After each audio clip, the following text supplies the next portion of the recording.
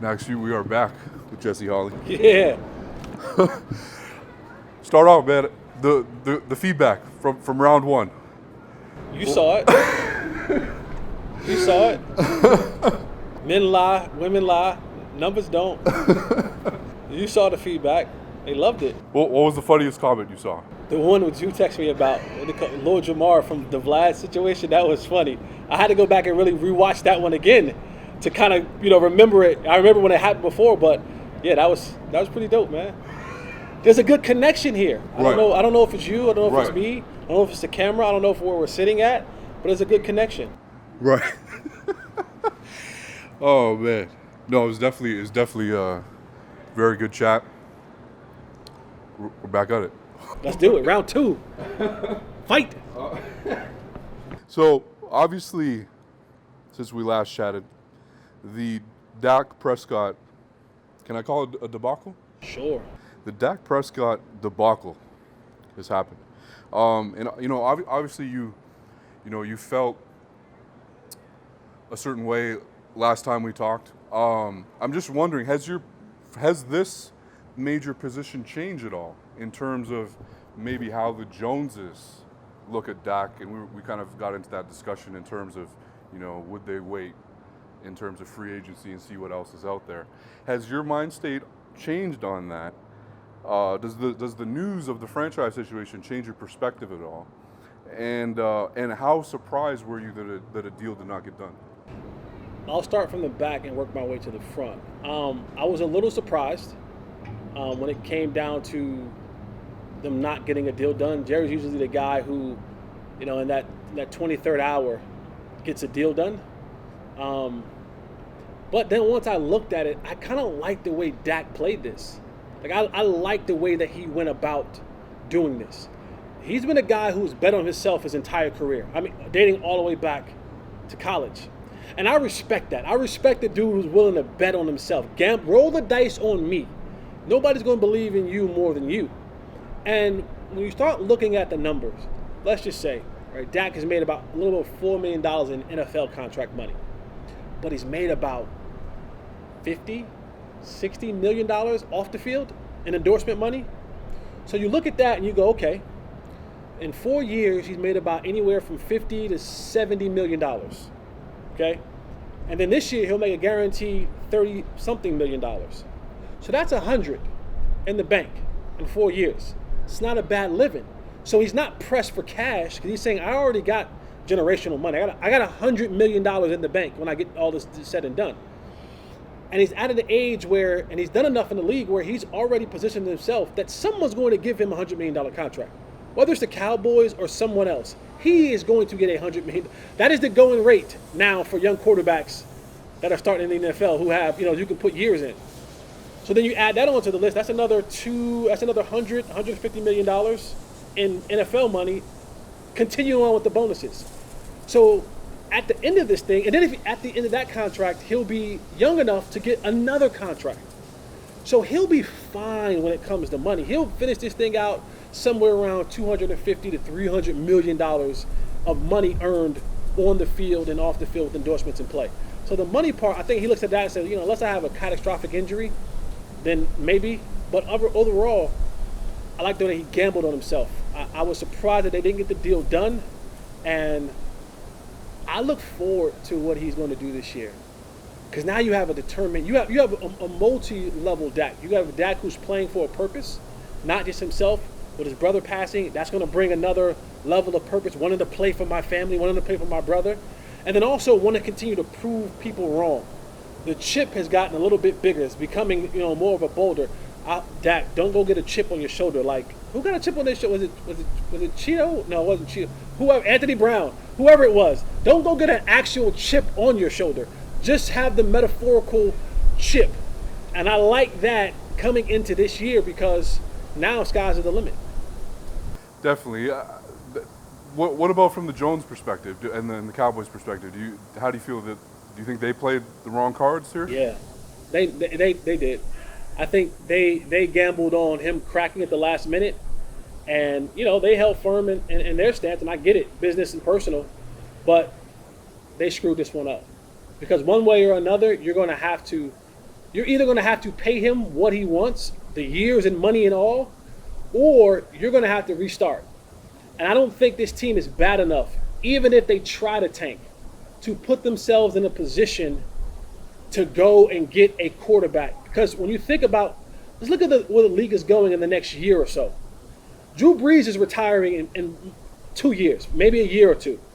Same with Tom Brady, same with Phillip Rivers, same with Ben Roethlisberger, right? So there's 4 teams right now that'll probably be looking for one of those quarterbacks, whether it's Trevor Lawrence or the kid from South Dakota, whatever. So I don't know if the Cowboys will be bad enough to put themselves in a position to go and find another franchise quarterback. They're going to be a bunch of teams. And if Dak Prescott gets into the market, New Orleans, the Colts, Tampa Bay, Pittsburgh, all of these teams will be looking for the next franchise guy and will be willing to pay that $100+ million to get him. So you don't, and if I have a guy that's proven in the NFL, do I want to take the guy that's proven in the NFL, or do I want to go get the college guy, especially if I have a team that's ready to go and compete?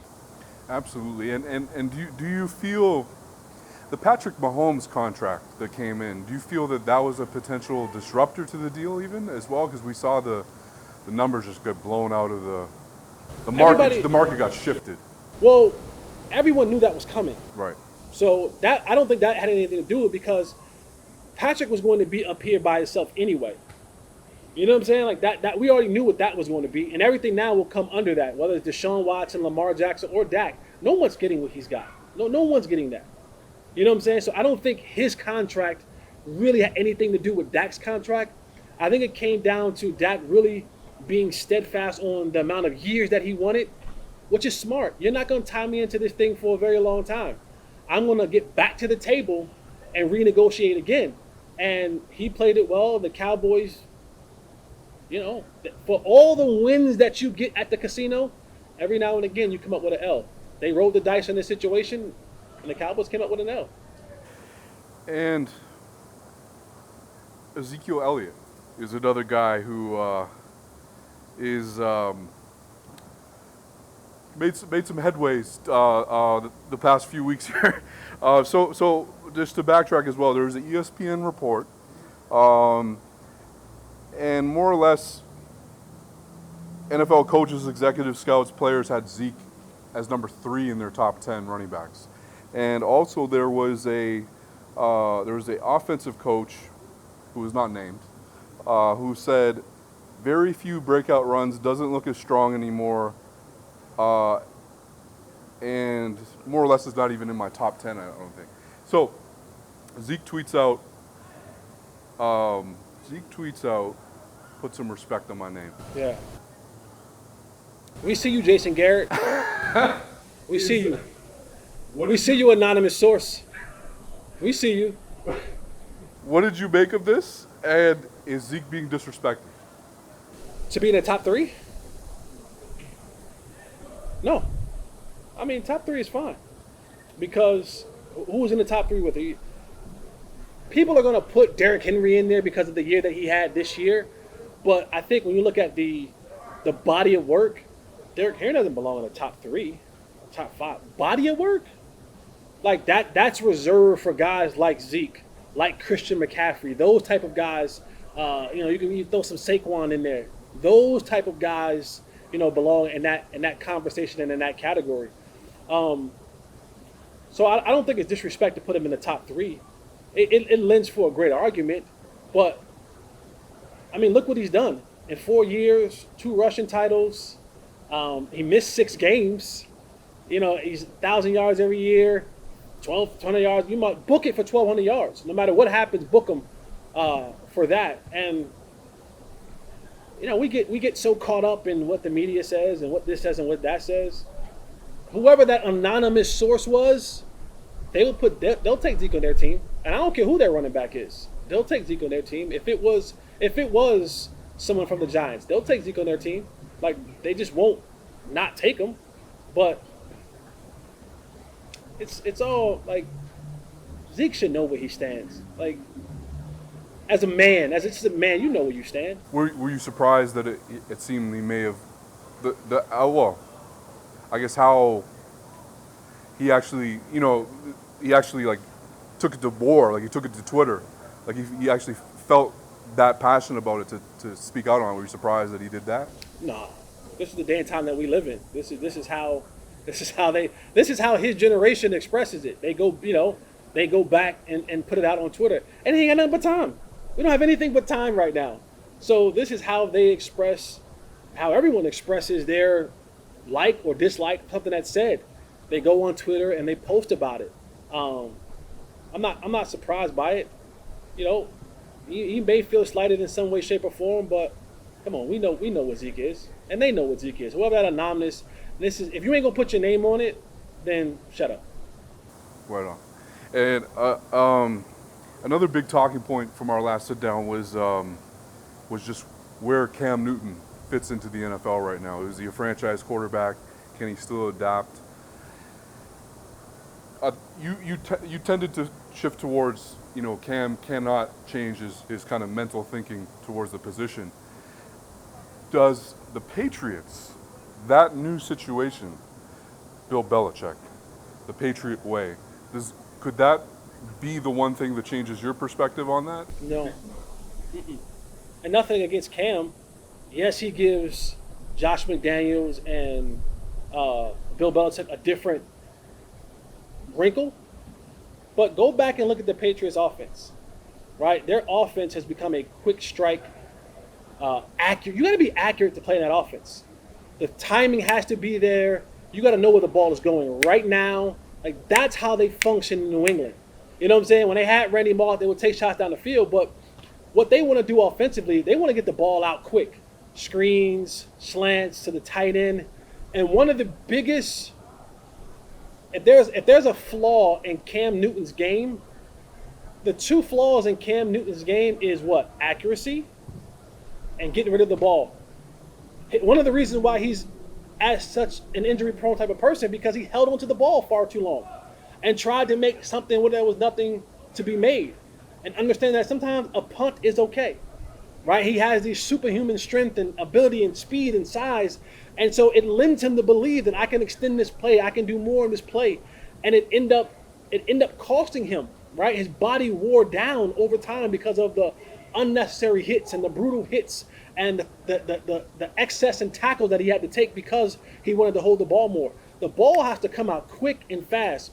And the thing that I know about this New England's offense, I was in it. I had two cups of coffee while I was there. It is a very difficult offense to learn. There's a lot of adjusting that you have to do on the run at the line of scrimmage. And I'm not saying that Cam Newton is not intelligent enough to do so.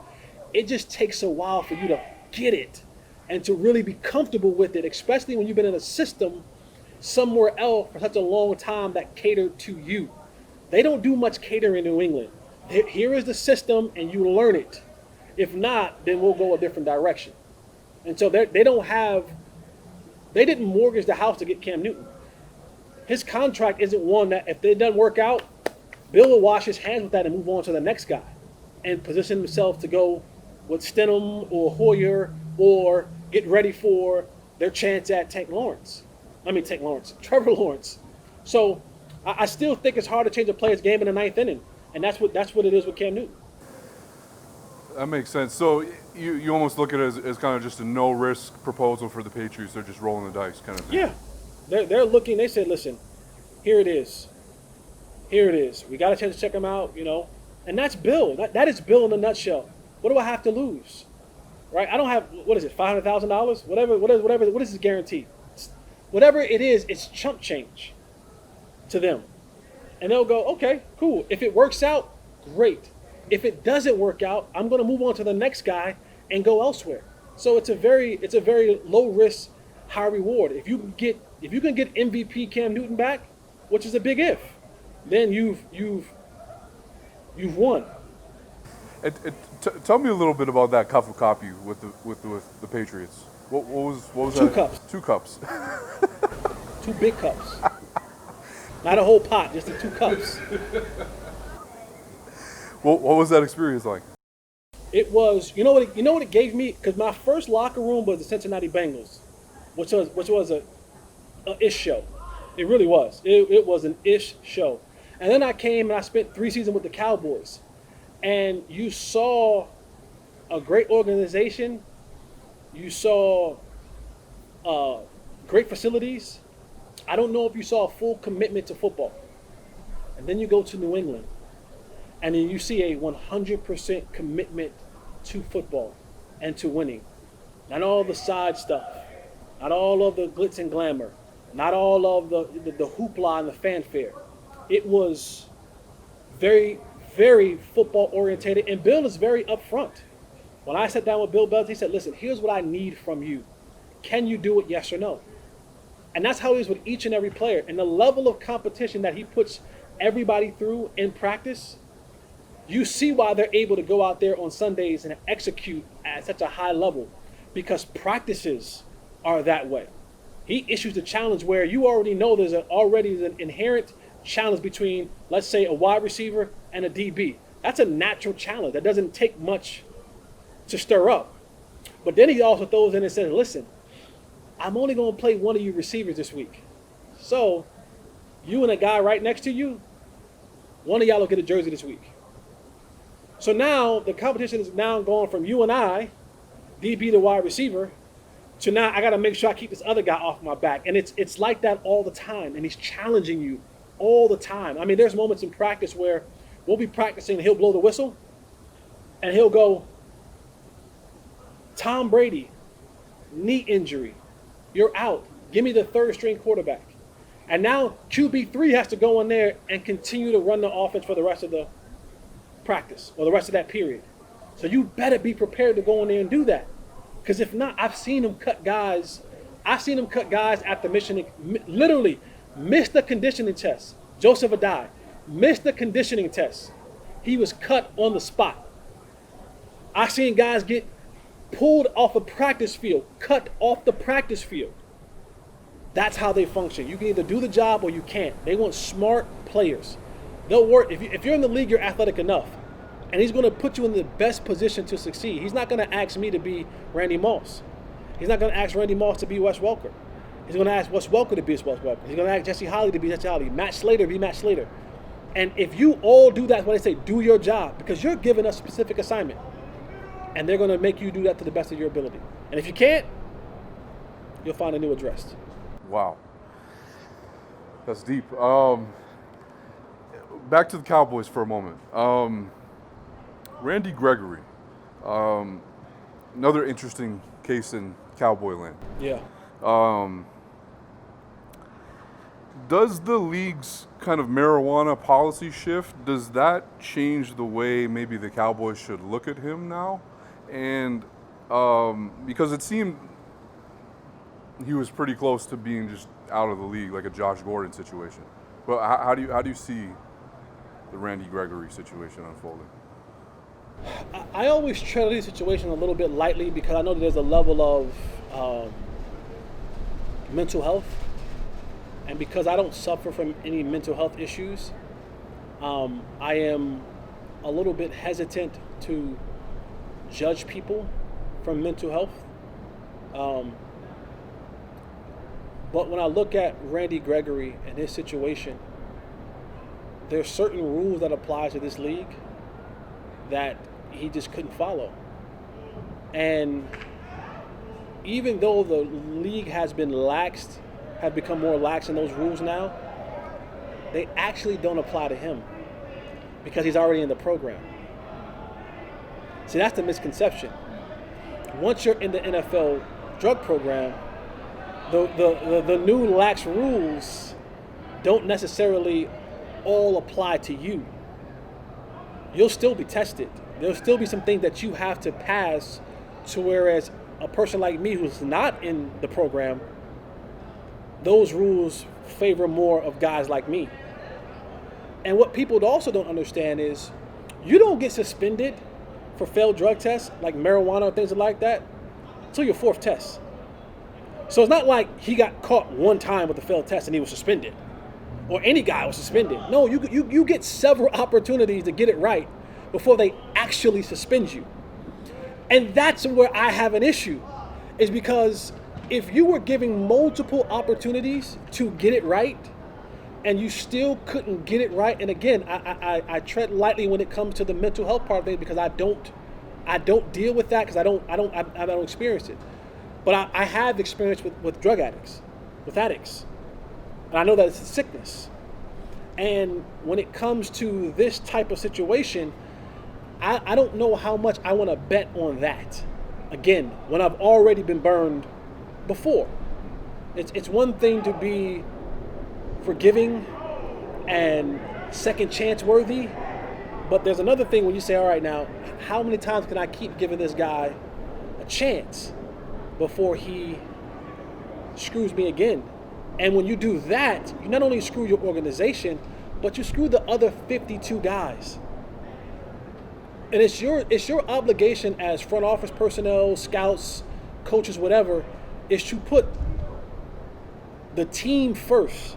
Is to put these guys in because now if he's there and he's playing well and all of a sudden he's not there for whatever reason that's related to that, but now you put us in a bind because we were looking for your productivity and now it's not there and now we're not able to do what we do or function how we function because you're gone because of that. So, I don't know what the league's going to do. They've been dragging their feet with the situation. But I tread lightly when it comes to the mental health stuff because I don't suffer from it. So it's hard for me to really speak on that type of matter. I've dealt very closely with addicts, and they're tough to trust in these high pressure situations because anything can turn them back to that coping, that thing that they help cope with. Absolutely. It kind of a forgotten story in Cowboys land is as well as David Irving. He's doing well in the marijuana business, I heard. Yes, and actually, you know what? I do have a little bit of a David Irving story as well. Let's hear it. So a lot of people don't know this.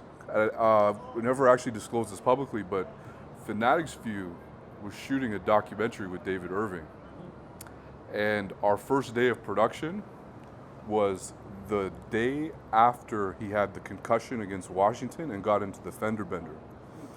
And we were literally supposed to start shooting that day.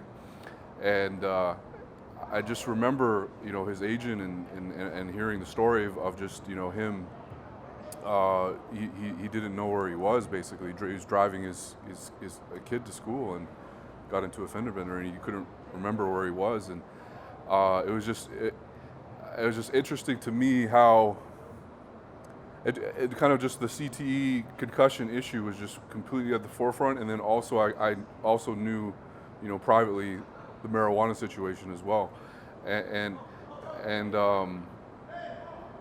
yeah, I just wonder as well, like, does the way he went out was kind of, the Kaepernick of marijuana, right? I'm wondering if does he deserve any vindication in kind of the league's culture shift back to, hey, like we're not going to be as strict on the policies. Yes and no. I mean, he was very vocal about it. He made a stance and he went with it. And you respect someone for that, right? If you're standing on something that you believe wholeheartedly, even if it costs you your career, God bless you. Go and do your thing. And I'm happy that he's prospering in his second act in life. But this is such a unique opportunity to play in the National Football League because it's not one of the situations where you're going to be here for 50 years. You're going to be here for a small amount of time. And he had an opportunity with his skill set to earn a boatload of money. At least $50 million. At least. That would have set him up for whatever else that he wanted to do in life. And that part, I'm like, ugh, but yeah, I always respect people for them standing on what they believe in. There's a level of respect in every sacrifice, and I give that respect to people who have to sacrifice something for whatever it is that they're believing. That's right. I'm not talking about something that's crazy, but that's right. And he felt that it was right, and it's coming to a point where he's like, and a lot of people said it. A lot of people have been saying it for a long time, that why is the NFL the only league that's still so stringent and so hard about the marijuana process? And my take on that was always, the NFL will begin to loosen up the policy when they're able to profit off of it. And now that you're seeing more and more states are being looser with it, you're going to see more and more NFL. If you just start kind of digging a little bit, you'll start seeing more and more NFL owners in the marijuana business, because it's such a booming business that's happening all across the country right now. So it's the same thing with, alcohol. It's the same thing with gambling. It was like, we had a Tony Romo situation a couple years ago when he had his sports con. Right. He and his cousin Andy Alberth. It was, well, you can't have it in Vegas because you can't be associated with hotels because that's gambling. And then you can't have it in California at this place because that hotel is owned by people who own other hotels and it's involved in gambling. And then it was like, you can't be an NFL player and be involved in gambling. And then last year it was like, oh, the official casino of the Dallas Cowboys is WinStar World Casino and Resorts. It was like, oh, it's cool now because we can make a profit off of it. So that's what it's always been for a lot of these, ownerships is in the NFL. It's how can we make a profit off of it? But yeah, kudos to David Irving. For sure. And another debacle in the NFL world. The Washington football team. What have you made of the chaos within that organization in regards to the name change, in regards to sponsorship threats, and now in regards to the sexual assault claims and just the general heat that is at the door of Dan Snyder? What have you made of all this? The jokes write themselves. They do. And, when you look at historically bad franchises, it starts at the top. And, I like to say now there's always a tweet. And Dan Snyder was coming out about 7 years ago, something like that, 2013. He's like, we're never changing the name. Money talks. And it's this climate now where people start pulling that money away. And all of a sudden, he went from we're never going to change the name to now they're the Washington football team. And that's what you came up with? You literally had meetings, and this is a $1 billion franchise. And you have access to the greatest consultants and branding and all this stuff under the sun. And literally, this is what you came up with. This is what came out of the meetings. This is what you've been able to, and this is when you start seeing that common sense ain't so common. And the people that you think have these big brains have these peanut-sized brains. How do you have that much money and that much access to all of these different creators across the board? I mean, there are creators everywhere that you can bring in and have a creative jam session. There's no way you could convince me that you had meetings and consulted people and thought process and stayed up late at night and all this other stuff, and the best you can come up with is the Washington football team. That in itself, boom, is the joke right there. But this is why Washington is Washington. But I'll tell you this, if Washington were to call me today and say, we're bringing you in for a workout, we want to put you on our team, I will come back on your show and tell you why the Washington football name is a great name. That's how shallow I am. Well, I did want to ask you, should with the sexual assault things, I know we live in the cancel culture right now, but those are legitimate issues, like legal issues as well. I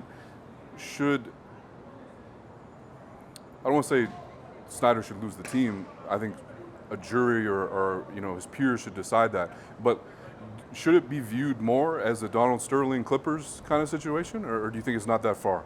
And I know the same situation happened to the Mavericks, but it seemed like Mark Cuban was very forthcoming and forthright, and it seems that Snyder's taking that a little bit differently. The difference between the Sterling situation, that he was actually caught on tape. There was evidence that he was being racist, right? He could not deny the fact that he was being racist. In this situation, while sexual assault is extremely bad, there hasn't been a report that it was actually Dan Snyder. Right? Or that he knew about it. Or that he knew about it specifically, right? So that's the part when you talk about cancel culture and you making someone sell their team. When you look at Jerry Richardson at the Panthers, that it was evidence that he was involved. Donald Sterling, there was evidence that he was involved. So that kind of stuff, if there's evidence that you're the owner of this team and you're involved in these salacious, nasty, vile things, then absolutely you should sell your team. Now, if you're the owner of this team and this stuff is happening underneath you and you may not know, not knowing is not an excuse, then there should be some penalty. But to outright have you sell your team and you the person wasn't or maybe not being involved in it, or there isn't any concrete evidence that you were involved or knowingly knew, then I think that's a fine line when it comes down to making someone sell their team. I think there should be penalty because at the end of the day, you're still responsible. This is still your football team. And the funny thing is, when it comes to that sexual assault, that stuff like that happens in the office, they ain't the only one. It's a lot of them. It's a lot of that. The whole sexual assault thing, the whole boys club thing, boys will be boys, and the whole, like you're talking into that racial tension stuff. I always look at a lot of these owners across the league. How old are they? At least 60. At least, if not 65, 70, 75. So what era did they actually grow up in? And I'm not saying all of them. I'm saying what era did they grow up in? They grew up in that area where racism was at a really, really, really, really overtly high rate. 60s, 70s. Right? And then if they come from a family of wealth, which a lot of them have, then their parents were coming up in the 40s and 50s. And that's taught to a lot of them. And they learn how to navigate through it, and they understand, like Donald Sterling. And Donald Sterling understood, as much as he didn't like black people or want to be around black people, his franchise couldn't run without him. So it was like, I will sacrifice. I don't like them, but I know I can't actually compete in the NBA with a team full of white players. Right. I can't. It's not going to happen. At least 85% black. And I got a bunch of white players on my team. How can I actually compete against so you got to put those players on your team. And so they learn how to maneuver and navigate through it. But all of that stuff, man, Snyder, Richardson, Sterling, they ain't the only ones. Well, I guess the ultimate irony, too, was Sterling was, when he was doing the racist rant, he was talking to an Afro-Latino woman, if I'm not mistaken. His mistress was an Afro-Latino. Right, yeah. When Donald Sterling, Donald Sterling, yeah. She was, it's like, okay. But they ain't the only one. That whole boys will be boys club, that's rampant through all sports, not just the NFL. Right. Trust me, if you had some anonymous conversation with a lot of the women that worked in these high profile places, you hear a lot of the same stories. And you've mentioned, we've mentioned Tom Brady here. I didn't get to talk to you about it last time. What have you made of just the whole Tampa Bay Bucs situation? The Brady to the Bucs, Gronk to the Bucs.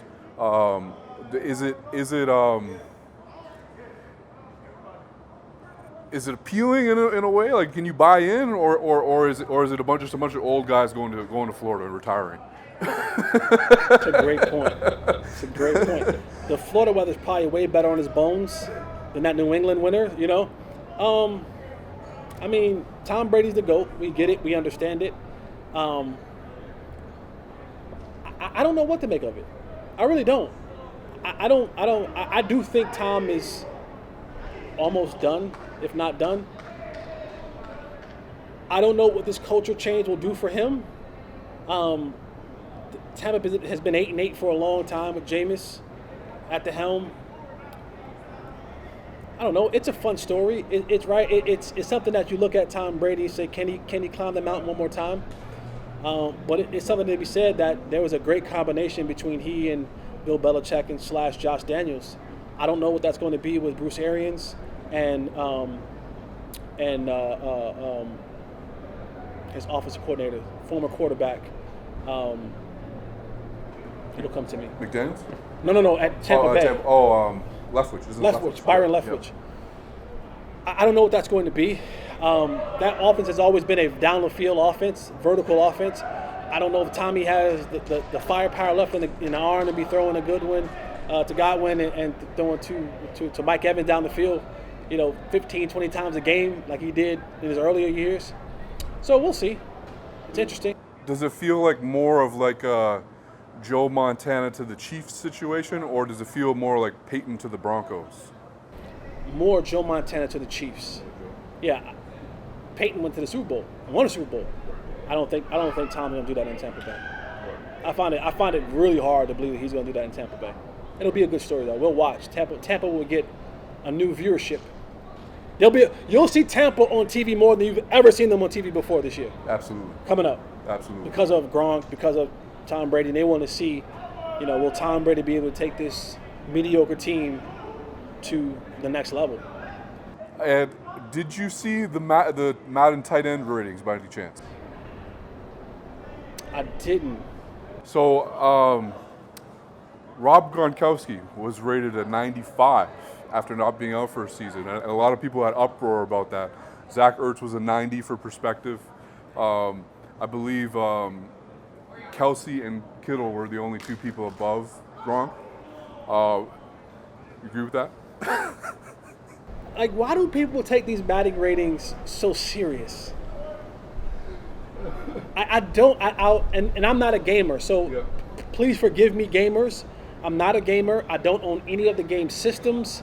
I haven't played a video game since Vic was on the Falcons. Well, let me ask you this. I know you're not a gamer. Is Zach Ertz a better tight end than Rob Gronkowski? Yeah, right now. Yeah. The body of work says no, but right now, yeah. We don't know what Gronk's going to be. He's been off a year. He's always been hurt. And, I know he's back with his buddy, but again, this is all how you play the game up, right? This is how you play the thing. This is how Madden gets its name in the conversation. I throw this out there, and now what happens? Twitter's in an uproar. Everybody's talking about their rating. It's a fun conversation amongst the gamers, but I don't know why. I never understood the uproar of some dude who probably can't walk and chew gum at the same time, and who's probably a genius on the computer, says that this person is this in a rating, and we take that as Bible. That's beyond me. That is crazy. Absolutely. You want to know who the Madden rating guys are? It doesn't matter to me. I know one of them is like Barry Sanders' son is a Madden rating. I think they said like Ocho Cinco's now a Madden rating adjuster. It doesn't matter, man. It doesn't matter. Madden doesn't help you on Sunday. Madden ain't gonna help you when that linebacker standing over top of you. Madden's not gonna help you when you gotta go out there and score on 4th and 2 in the red zone. It doesn't matter when the game's on the line. Who cares? But I'm not a gamer, so that's why I'm probably as nonchalant as I am about it. I feel you. Is Derrick Henry? We also mentioned him in the Ezekiel Elliott conversation. Do you feel he's the best running back right now? And also, no? I'm sorry. Go ahead. No, you go ahead. Not the best running back? No. Top 3? He's in the conversation. Top 5. Well, I'm just wondering because we've seen the Ryan Tannehill contract and we've seen the Derrick Henry contract, and more or less it's the same years and about $58 million off from each other. And you can make a strong case that Derrick Henry's the franchise piece of the Titans. They're built around Derrick Henry and a strong offensive line. When you see a guy like Tannehill get that contract and does so absorbently more than Henry, do you see an issue there, or is that just the natures of the position? Quarterback. Period. It's a quarterback. They're always going to get, especially now where the league is beginning to devalue the running back. The Titans, what the Titans did last year with that running back, he was really solely the heart and soul. They gave him the ball 1,000 times. That's their formula. But the quarterback is always going to be. They're always going to get the eye-popping number. They're always going to have their checkbook look a little bit different than everyone else's, and that's the nature of the business. no matter what you've done at any other position. If your quarterback is decent enough, they're going to cut the check, unless you're Dak Prescott in their franchise. Absolutely. And two organizations in flux right now, where you're sort of not sure if they're competing or if they're rebuilding. The Chicago Bears and the Oakland, now Las Vegas Raiders. I'm just curious, do you their quarterback situations, Mitch Trubisky and Derek Carr. I'm gonna start with Mitch. Do you feel that? What's your perspective on Mitch? Do you get? I don't know how much Bears football you're watching, but do you feel he's a franchise guy? Now I'm going to admit from the start I'm biased. Okay. Right, Mitch Trubisky is what? He's a Tar Heel. There we I'm go. a Tar Heel. There we go. I forgot about that connection. I got to make sure I put that out there first. The biggest thing when it comes to Mitch Trubisky has nothing to do with Mitch Trubisky. Is that Deshaun Watson and Patrick Mahomes, who were drafted after him, is having a great, phenomenal career. And so he's always like... potentially all time. Right. And they're like, wait, so the Bears moved up to get this guy and you passed over these two studs? So that's what makes it even worse for Mitch Trubisky. Yeah, he's not playing well.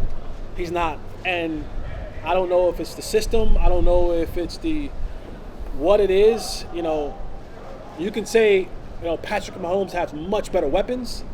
You can say that Deshaun Watson had much better weapons. But Mitch overall has just been a disappointment. And it pains me to say that because I know Mitch is a Tar Heel. But when you're drafted that high, you're expected to take your teams by yourself. You're expected to take your team to levels in which they have not been before. And maybe it's like the curse of the quarterback for the Bears, but Mitch is not living up to the billing. It seemed he was on, not that he was performing at the Mahomes or Watson level, but it seemed he was on a trajectory. And then last year it just seemed like that just completely disappeared. Is there anything that you can put your finger on with that? Is that Mitch? Is that coaching? Is that personnel? It's everything? It's a mixture of both. A lot of it. Coaching always helps. And then you add to the fact Mitch got in his own head. When the report came out that he demanded all of the TVs in the facility be turned off of the networks, the ESPNs, the NFL network, because he didn't like that tells me that your ego is fragile. And you can't play in this league at that position and have a fragile ego because people are going to talk about you, especially when you're drafted that high and you don't perform. And they look around and they're saying, oh, wow, the MVP of the league who threw 50 touchdowns and won a Super Bowl was drafted after you? This other guy who's phenomenal, taking his team to the playoffs and doing great things, and Deshaun Watson was drafted after you? And you're not even getting your team close to that tells me that mentally that you're a little bit fragile. And Ryan Pace, Chicago Bears general manager, Dallas-Fort Worth native, do you think he'll be able to overcome that one, just picking over Watson and Mahomes? No. That just stays on you forever, huh? Forever. That's one of those deals where, you know what, you got to own that one. Especially guys trading up, right? Right, you traded up, right? You got to own that one. That's one of those things where when you go look at your career after it's all said and done, you hope that you had so many more pluses because that one, and when you again, you're tied to Mahomes and Watson forever now. And as they continue to have success in the league, people are always going to say, man, you passed over these two guys for Mitch. And this was a guy that you didn't give it a fifth-year option to. This is a guy who you're probably going to cut after 4 years. And you got one guy who's already been an MVP, won a Super Bowl, threw for 50 touchdowns. You have another guy who is, doing everything in Houston. And just, his stock is consistently rising, and you're getting ready to cut the guy that you moved up to get to, and you passed over these two studs. That you got to own that one. That one as a GM, you got to that's on your record, buddy. Tough. And the Raiders situation. What have you made of just John Gruden being back Derek Carr. Has Derek Carr? Do you feel like he's run his course? Have you seen enough, or is it just more time with Gruden kind of situation? I don't believe in Gruden. I don't. I think his style is old, and this is the part of where if you don't evolve, you die. And I don't think John has evolved. And he looks good when he does his quarterback camps and he does his stuff on TV and stuff like that. It's a whole other thing when you actually got to go out there and do it. And he and Derrick Carr's not the answer. It's the Raiders. They're the Washington Redskins. They're the West Coast. Wow. We want to keep them relevant. We want to keep their names relevant, and they've done nothing. Right. They've done nothing. I guess it's the size of the fan base too, right? That keeps it kind of going, you know. Yeah, no, that's. They're almost like the Cowboys. They're always kind of relevant, no matter how bad they are, to a degree. You know. I don't want to say that, but since you said it, true. Yeah. Lamar Jackson. This is a man who's been disrespected from the day of the draft, even before the draft. The Bill Polian's comments. Racist. You don't think so? All right, we won't get into that. I don't want to judge Bill Polian's character as a man. I don't know him. You know what I'm saying? I got you. I was saying Bill Polian came up in that time, though. So okay, remember fair that. enough. Remember what time the Bill Polian came up in. Yep. But go ahead. What have you made of just the disrespect of Lamar throughout this entire process, and even as an MVP as it sits right now, as a Madden cover athlete? I know it means nothing, but you know, as now one of the faces of the league, there still seems to be like a deep level, still deep-seated rather, disrespect for his skill set and ability. What have you made of that? Yeah, but that disrespect, look who the disrespect is coming from. Right. It's coming from the old generation who think the quarterback has to be 6'3", 6'4", 6'5", stand in the pocket and deliver the. No, that's not what we're at right now. Where we're at right now is what you're seeing. Okay? So when I hear the disrespect, I'm saying, where's the disrespect coming from?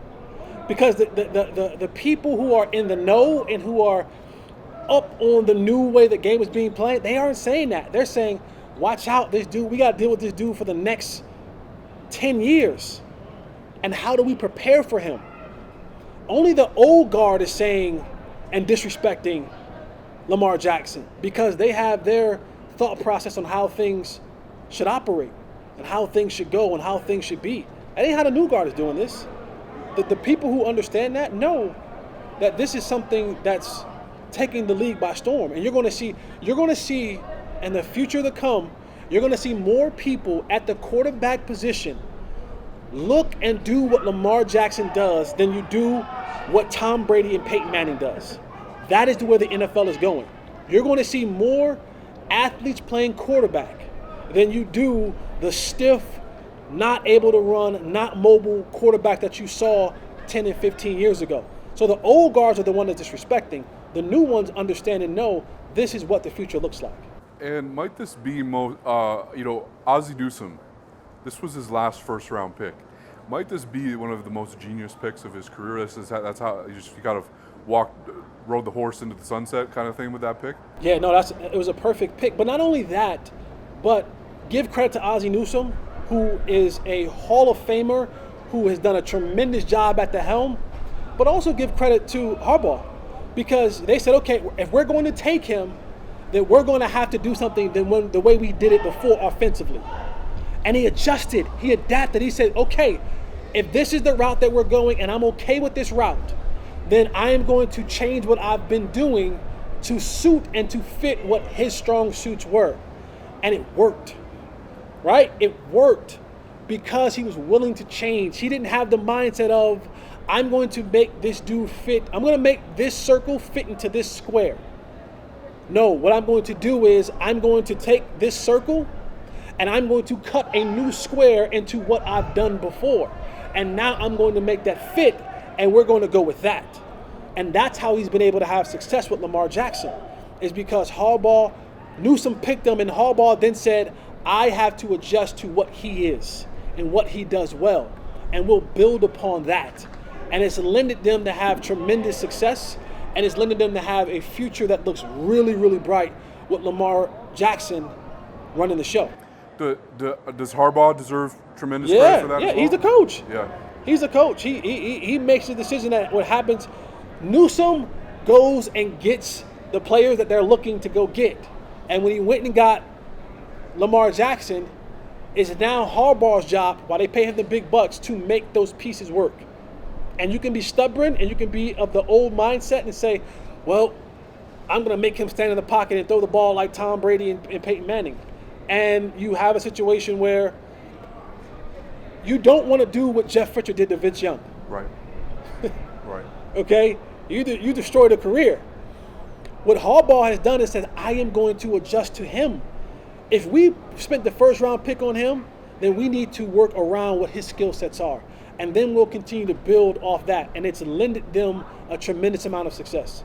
And do you think organizations not adapting like how the Ravens done, is that just the old guard? Or because is there any other thinking you can put your finger on as to why people don't think outside the box like that, I guess? Yeah, because dinosaurs are running the program. Yeah.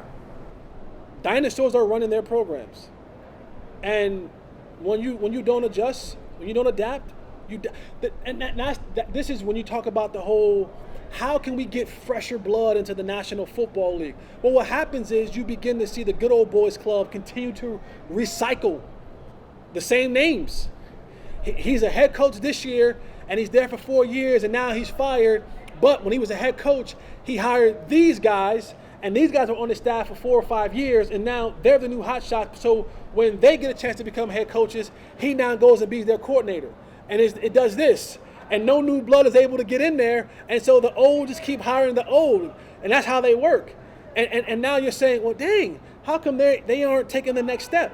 Well, because the same people are in the same circles hiring the same people. And we aren't getting younger and fresher blood and more innovative and thought-provoking energy in the league, because the old guys are hiring the old guys who are hiring the old guys who are hiring the old guys. Makes perfect sense. It makes perfect sense. Hollywood Brown, is that a perfect fit for a guy like Lamar too? It seems like they work well together. Yeah. And for Hollywood, he's playing that slot. And for a guy like Lamar Jackson, having tight ends and slot players, which for him, it gives him direct vision, right? There's not much reading that has to go on. Not saying that he cannot do it. But what I'm saying is when you're learning how to play quarterback in this league, and you've always kind of been one of those quarterbacks that's been, been able to run and been athletic, that sometimes just takes over. So having a guy like Hollywood, when you can have a live arm, move around a little bit, and then heave it down the field 40, 50 yards, and he can outrun guys and go get it, it works well for them. And again, Harbaugh is able to use those guys in a perfect system that just works well for what Baltimore is doing. And Jesse, we are in some bizarre times. To say the least. I just want to read some reports to you in regards to football, college and the NFL with COVID. ACC division schedule, they're only playing teams in the ACC. Big Ten division schedule, only playing teams in the Big Ten. Big 12 Media Day postponed, was already virtual. NCAA president says a significant change must occur for fall sports to be played. My understanding, pretty much every HBCU conference has canceled football.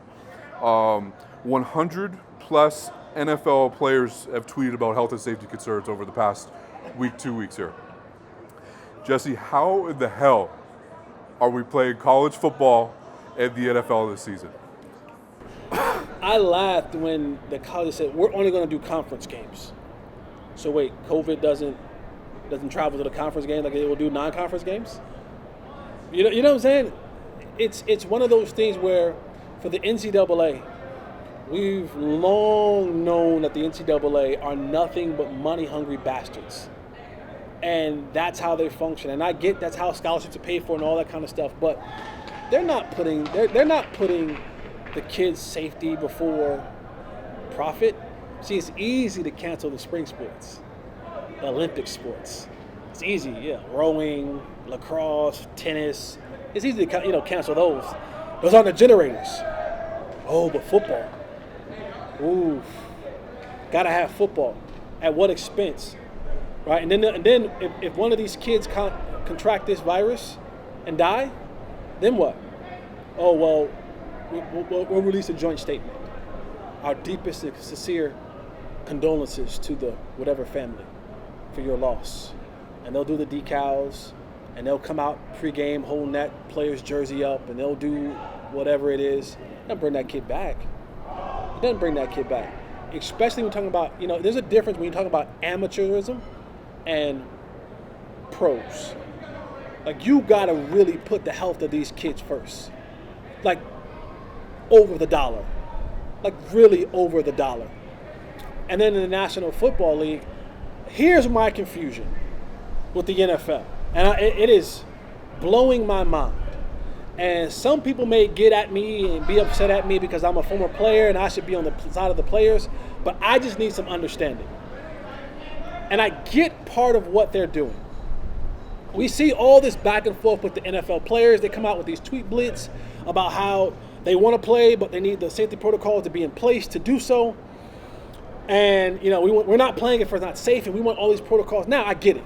You got to make sure that if there's one league that has done a horrific job of putting players' safety above all, it's the National Football League. We learned that with the concussions. We learned that with the way they were giving out prescription medication like Skittles. Okay? So you need those guys to put it in writing about the safety protocols. Cool, I get it. But here's what I'm confused at. Now, are you guys afraid to go play because of COVID? Because I just saw a 75-man offensive lineman summit happen right here in Dallas-Fort Worth at the Omni Hotel with offensive linemen across the National Football League come here in a conference room with very little masks and spend a couple days together. No social distancing. Then get on the field and do some more stuff with no mask, no social distancing. And then you can go on at any time, on any day, pick an NFL player. And they're out here doing these workouts, group workouts with players. They ain't getting tested. They don't know where that player's been. They don't know who that player's been around. But they're out there hugging and in huddles and all the kind of stuff, getting workouts. And I get you got to get your work in. I get it. But I'm confused at, are you afraid of the coronavirus or you're not? Because if you're afraid of the coronavirus and you're afraid of contracting it and possibly bringing it home to your family, that's one thing. But then I see you at these offensive lineman summits. I see you at these pass rush summits. I see you at these workouts every single day with around people, no social distancing, no mask, just out here. And I get it, it's outside. But I'm struggling with which one are we? Are we being hypocritical in this thing? I know that you want to have the NFL have it in writing, but you're not showing me outside of this that you're actually worried about this virus. You're almost in this Superman mode of, which a lot of NFL players are. We have this mindset of, it won't happen to me. I can beat it. I'm this superhuman type hero. Our threshold for pain and for tolerance and all that kind of stuff is greater. But I struggle with watching the two happen at the same time. Well, like you said, with the college situation, all it's going to take is, one kid to lose a lung and lose his career, or one kid worse to die. And, then where are we? Because then, are we shutting it down? And what happens as well, I mean, a lot of the Players Association guys spoke out in, what happens when your whole offensive line gets it? Your whole offense gets it, and that's on Friday and the game's on Sunday. How does the NFL, I don't think the NFL even knows how to pivot in that situation. They don't. And to their credit, it's difficult because it's never happened. There's no playbook on this. There's nothing that they can go back to and reference and say, well, they did it this way this many years ago. But you see now, even look at college. College, they're making players that come back and do these off-season workouts, they're making them sign waivers. Yeah. They're saying, if you contract it, we're not responsible. Wait, so if I contract it, you're not responsible, but you want me to be here so that I can fatten your pockets and the university pockets and get these TV money. That's the PR nightmare Like, that college football is going to have to face. And why I personally don't think there'll be a season is there's just too many variables and too many situations that I get it. There's a tremendous amount of money in the sport that, broadcast deals and things that are going to, almost force a season. But I think, when you hear the NCAA president and you look at our numbers and you see, teams already canceling. I know it's it's not the SEC, right? But teams are already canceling their seasons. Even the what's the conference? Harvard, Yale, Ivy League. Thank you. Even Ivy Leagues, they're saying we're not playing at least until the new year. So, and then how do you in the NFL locker room, right? I've been in a couple of them. There's no social distancing going on in the NFL locker rooms. Your locker is right next to the next man, and you don't have the space because everything is already designed to only fit this amount of guys. So now, how do I social distance? What happens in the meeting rooms? Because my chair in the team meeting room, there isn't enough time and space to spread everybody out. So now, how are these meetings going to happen? Are guys keeping their mask on the entire time? I doubt it. I watched a clip today of Tom Brady pulling up to the facility, talking to somebody with no mask on. Like, literally, he is going in to get a COVID test and is talking to people with literally in close proximity with no mask on. And you expect to keep 53 to 60 guys in line with this in an NFL locker room? Yeah, all right. Well, I got an even better one for you, Jesse. How do you socially distance hit someone? Right, on the field. We haven't gotten even to that point. I'm just talking about, just a living situation. It's a living situation. Yeah. Not many teams, like the Cowboys are fortunate. If they want to social distance, they can. They have enough room in this building to, they got the high school block rooms because they have the high school stadium in here.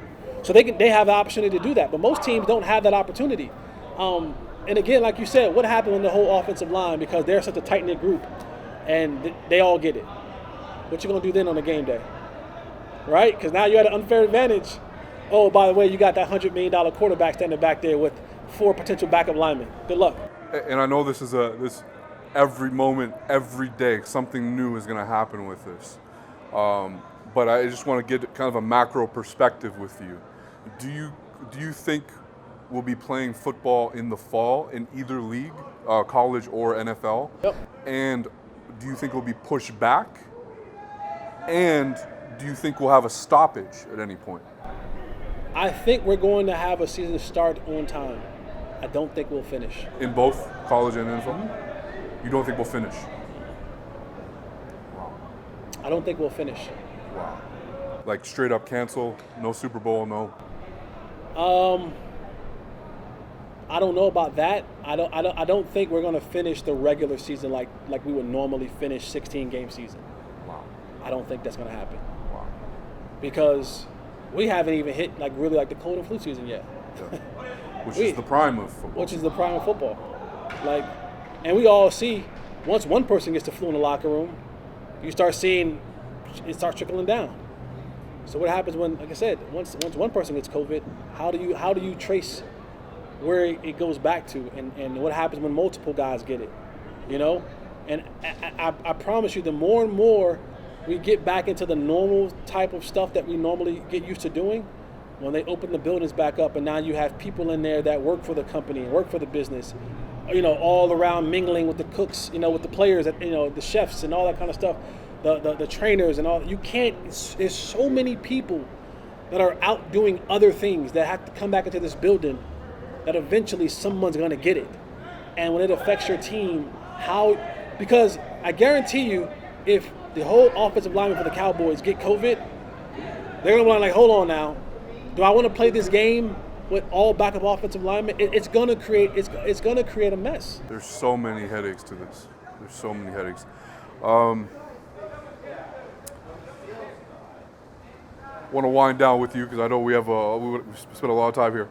I'm gonna jump into the NBA here. Let's do it. Who has the most to gain from the NBA restart, from your perspective, team-wise?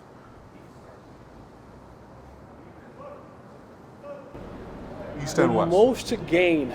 I'm going to do one team from each conference. With this restart and this shortened season, I think the most to gain is going to be the Sixers and the Rockets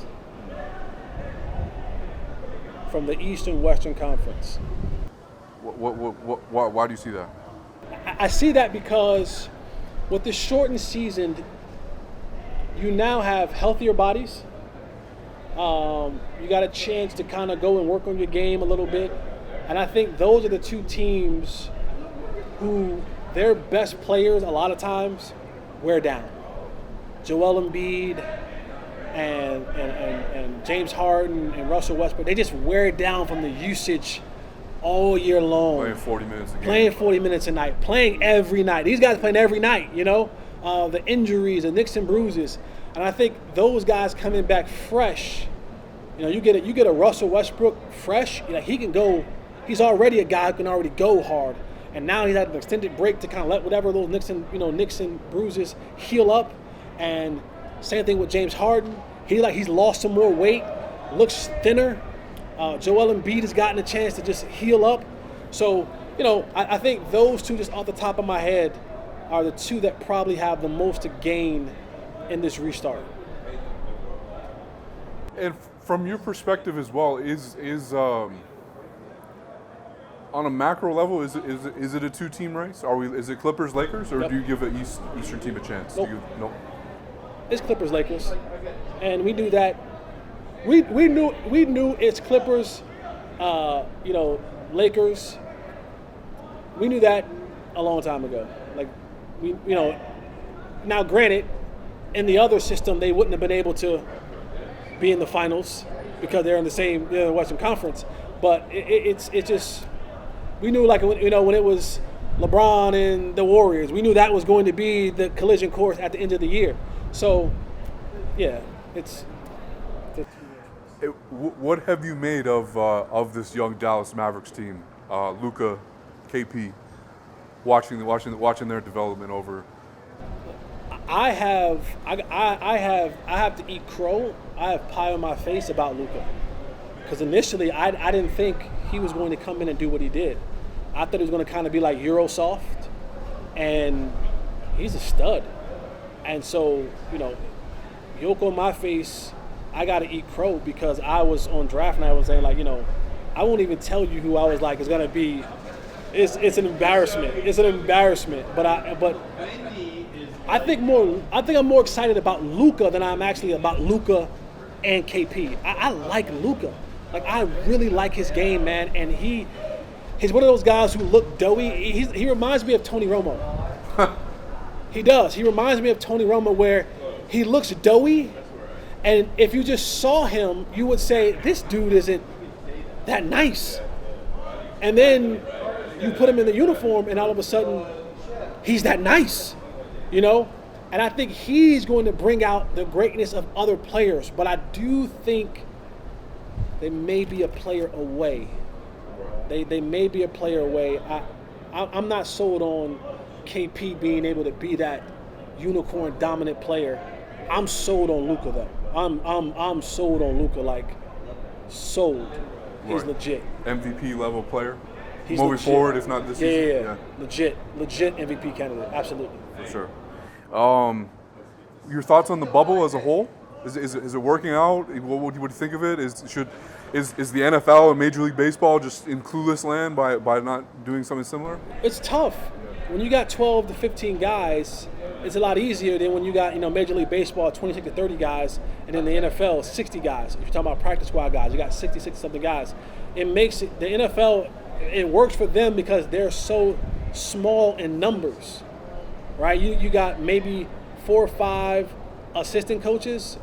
Hell, you got 5 coaches you got offensive coordinator, you got quarterback coach, you got receiver coach, you got tight end coach, you got O-line coach, you got quality control coach, right? Then you got your head coach, then you got your special teams coach, then you got a special team assistant coach, then you got all the defensive coaches. On the coaching alone, you got 25 people. You know what I'm saying? You got 25 guys on your coaching staff on one team. It ain't even 25 guys on an NFL, on an NBA roster, coaches included. So it's much easier to keep them corralled in the bubble than it is to say an NBA team, an MLB team, or most definitely an NFL team.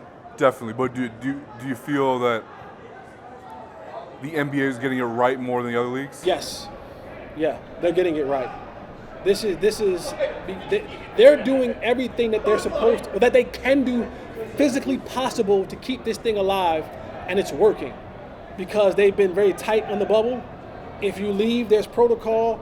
The testing is more, routine, and it seemed to be working. They're doing it right, and it seems like boxing is doing it right. And their whole little, the top-ranked ESPN type bubble, they've done their boxing for the last couple weeks, and they've had 0 positive cases as far as the staff at that particular location. The boxers were coming in from other places, but like their staff, they've been kind of doing it the right way. For sure. And we'll wrap up on this. I did want to take you back as well, because we didn't talk about this last time. Could you take me back to North Carolina, not just the football side, but the basketball side? I'm interested in what was it like to play for Roy Williams to start off?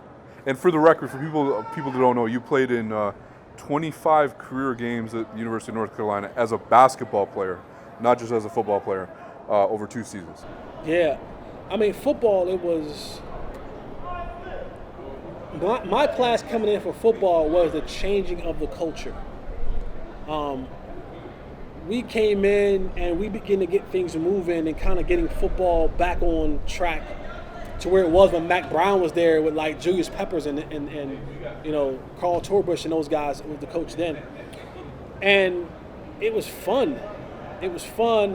I was so young and immature when it came to football. I thought I was the hottest thing since sliced bread, and I didn't know jack. I was so oblivious. And I remember like watching, the Miami teams run around, and I'm like, these dudes are official. And the Florida State teams, I'm like, these dudes are official. The early Clemson teams, and then you go over to basketball, which would help me mature, because I went from football, I was a star, and then I go over to basketball, and I'm the 8th, 9th guy off the bench, and I'm playing in front of lottery picks. And the experience was so fun because the level of competition every single day was so high. And I got a chance to challenge guys like Rashad McCants and challenge guys like Raymond Felton.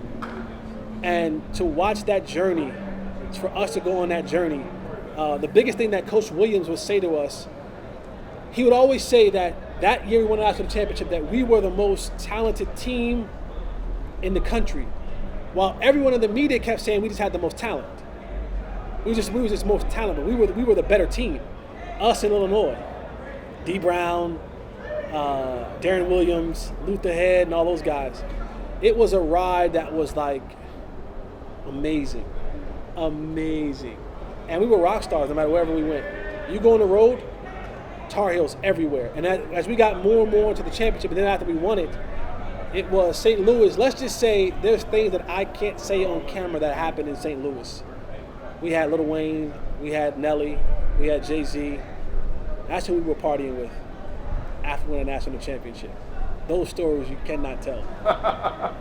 and I believe I have it here. So Raymond Felton's on that team, Sean May is on that team, Marvin Williams and Rashad McCants is on that team. So there's four NBA guys on that team.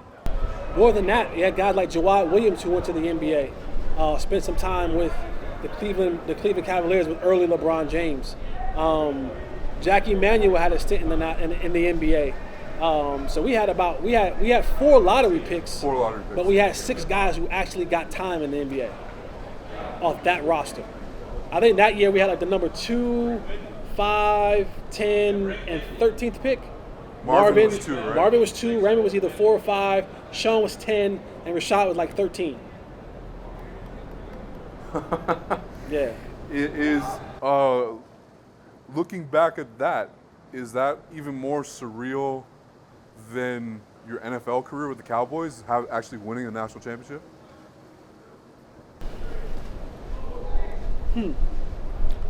It was a great ride. It really was. It's one of the greatest sports moments of my life, to know that one game and you're done. And we didn't lose. And there were some tight games and there were some blowouts that we had.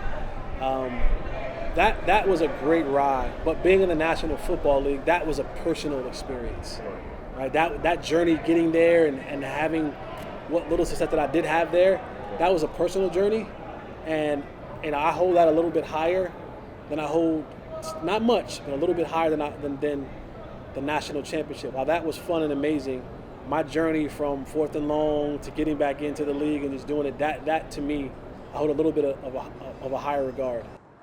Does part of you ever wonder what would happen if you went the full hoops route? And as well, if you went to... I would have ended up overseas. Right. Well, I was going to say, if you went to... Well, here, I'm going to butter you up first here. Okay. So I have some stats here. So in your year 2 at North Carolina, your per 40-minute stats, you would have averaged 32.5 points per game. No, listen.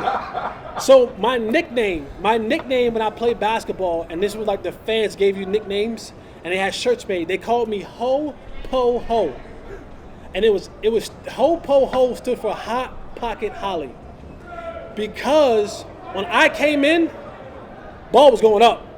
I was shooting, so I was instant offense. I was like the microwave.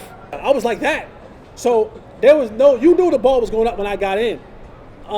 Had I stayed with basketball, I would have been a starter. I would have eventually made, like, once all those guys left, if I had come back and done it again, I would have been a starter. Well, yeah, I was wondering, like, did part of you ever wonder, like, if I went to a smaller basketball school and was the starter, what might have happened? Like, if I... Nah, I had made my mind up. That football was going to be the route. Even though basketball was my first love, I just knew that, I didn't want to be a point guard, and I wasn't a good enough scorer as a shooting guard to be considered, 6'2", 6'3" at that time, to go to the league. I might have got a shot at the league, but I'd eventually probably would have ended up, who knows? I might have been an NBA All-Star.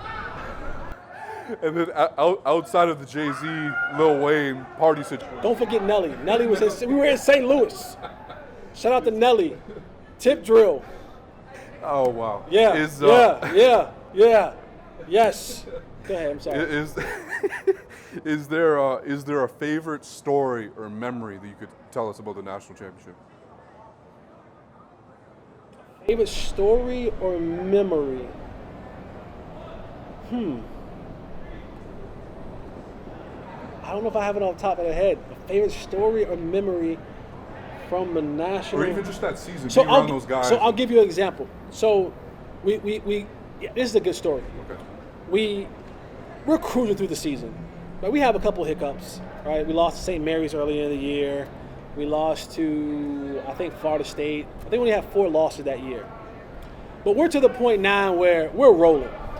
We win the ACC regular season, which is way harder than winning an ACC championship tournament. We win the ACC regular season. We actually don't even want to go and play in the ACC tournament, even though we know that we're confident that we're already a number 1 seed. We're not sure if we're the number 1 overall seed, but we know that we're number 1 seed. We're really close to being the number 1 overall seed. So the mood for us going to the ACC tournament was kind of like, whatever.